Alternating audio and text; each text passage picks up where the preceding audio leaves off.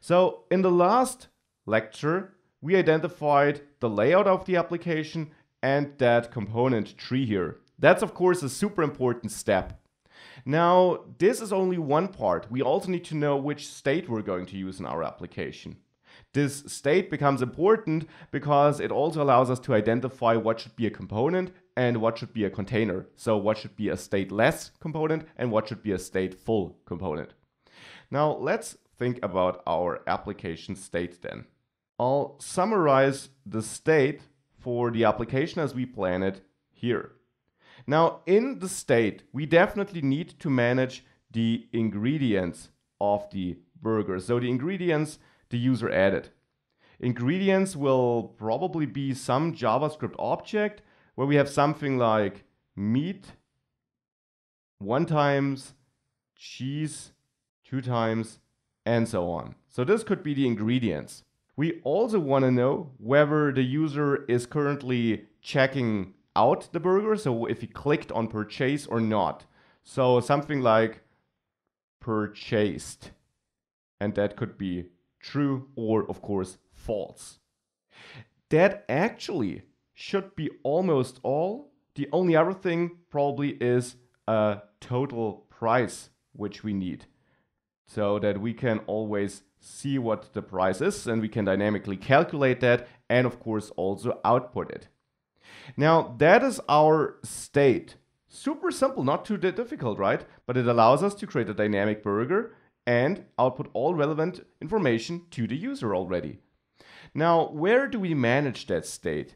You could say we should manage the state in the app component here at the top, but I don't agree with that. We won't do it here. Instead, we should do it in the burger builder here. Why? Because the state I listed here on the right is really just related to building a burger. If we later add a new checkout page or something like that, then we will basically have a page where we want to see all orders of the user and we're not interested of the ingredients of the burger the user currently builds. So managing this state on the app level isn't correct in my opinion because it doesn't affect the whole app. It only affects this burger builder page. And for now, this is going to be our whole app basically, but it's not how our application is going to stay once we added a checkout page and so on. So the burger builder should be a stateful component. It should be a container basically. So stateful. That's what the burger builder should be. All other components can be dump components, stateless components. Now, the app component by default in a new project is a stateful one created with the class keyword. We can, of course, always leave it to be one, but we can also turn it into a dump component if we wanted to. Now, if we're thinking about pure components or should component update, we'll build this or we'll implement this as we build the application and see if we can identify some places where we need to optimize our update cycle.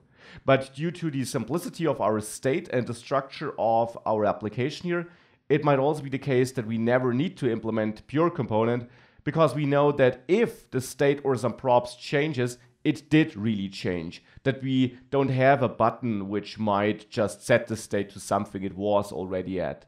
So that might very well be the case. We'll have a look at this and take care about correctly implementing this and possibly turning something into a pure component if needed. So with that, I'd say let's create a project and let's get started with that.